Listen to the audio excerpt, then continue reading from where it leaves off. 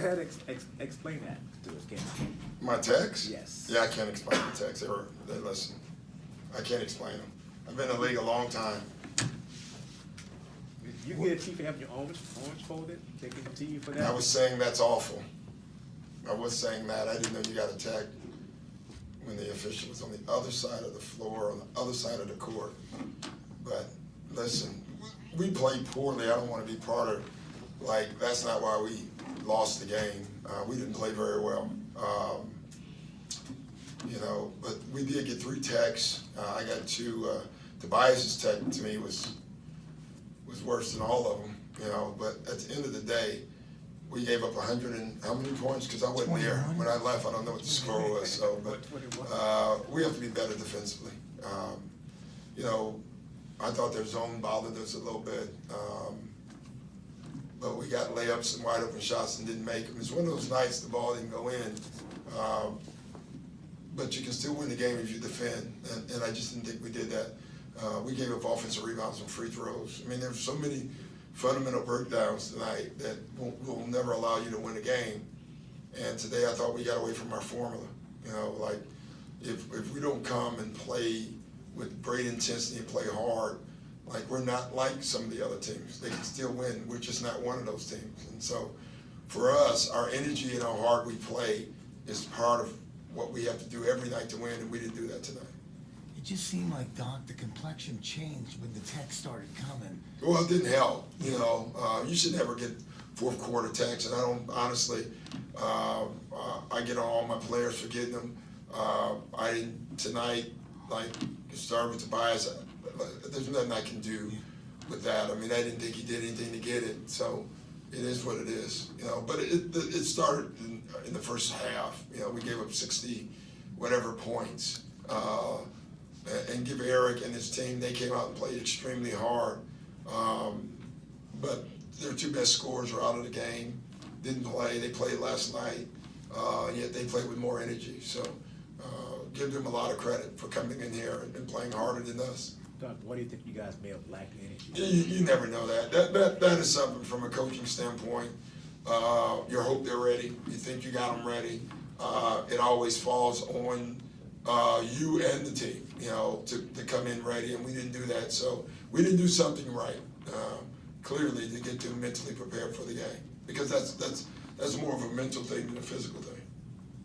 When you look, Do you think they were just getting frustrated that they were missing some of those wide open looks at the basket? Yeah, but you can't there's no doubt that happened, and I don't want to be a team that, if your offense is not going well, then you're going to stop playing defense. And that's what we were tonight. So, we'll learn from that. 2-part question. This team came off a back-to-back. Did you guys look at it like you could pounce on them right off the bat? No, I don't. I mean, I can't say if our guys did or not. It's the NBA. Right. You can get beat on any night. The second one, Dwayne Wade found in the youth tonight. Yeah. I mean, being the second best player to ever play at Marquette, he was phenomenal tonight. Is that what, Jimmy Butler's number 1 or something? Yeah. Jimmy's third. So, explain this to me. I covered your team all these years. Sorry about this. You go on the road for a week.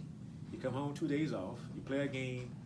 You go back on the road. Yeah, listen, our schedule's what it is, and it's nothing we can do about it. You're the third tenant. That's a fight, as you know, I've given up a long time ago. I just look at our schedule and I accept it. There's nothing, this is the 3rd time in a row that we've gone on a trip, come home for 1 game, go back out on the road.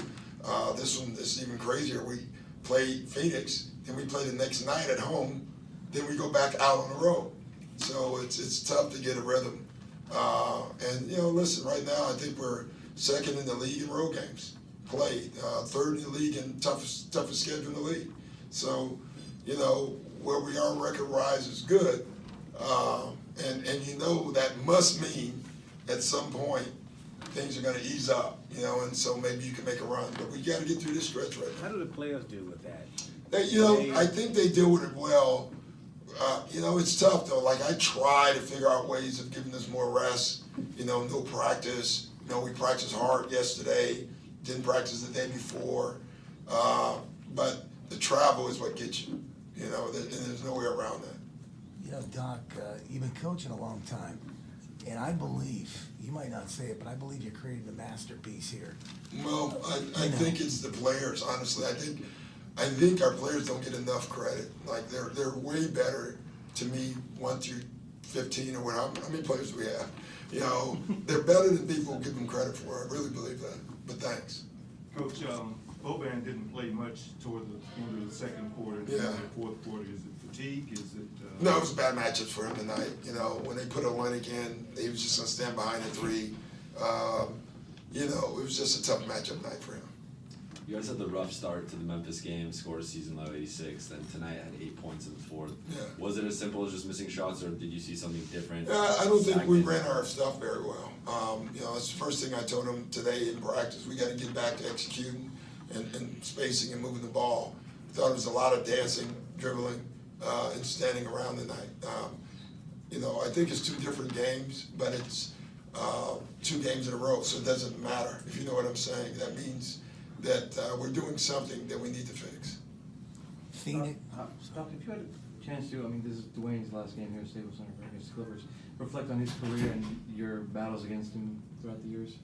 Well, he's lucky I never had to play against him. Even I have to laugh on that. I think he would have had 30,000 if I had to guard him. But, you know, he's a Marquette guy, and I've known him his whole high school and college and pro life. And what I'm most proud of, D-Wade, is obviously the championships and the stellar play. We had a trade for him on draft day. We thought we were going to get Dwayne Wade to Orlando. We had a deal with Miami that if they didn't get their guy, that we were going to flip. We didn't know Dwayne Wade was their guy, and when it got to their pick, we thought they were about to call us and tell us, let's do the trade. And instead, they called and said, we have our guy. And it was Dwayne Wade. He crushed us, by the way. But I'm more proud of him, everything he's done off the floor. You know, he's become a statesman. You know, he really has. And when I look at that, those snotty-nosed kid out of Chicago grew up to be this just eloquent, just great gentleman. I think I'm more proud of that than anything he's done on the floor. next 2 games, Phoenix, Toronto. Yeah, I look at the next game, just Phoenix. You know, we have to go in there and see if we can get a win on the road, and then I'll worry about that one after that. Thank you, everyone. Brad, you got one more shot.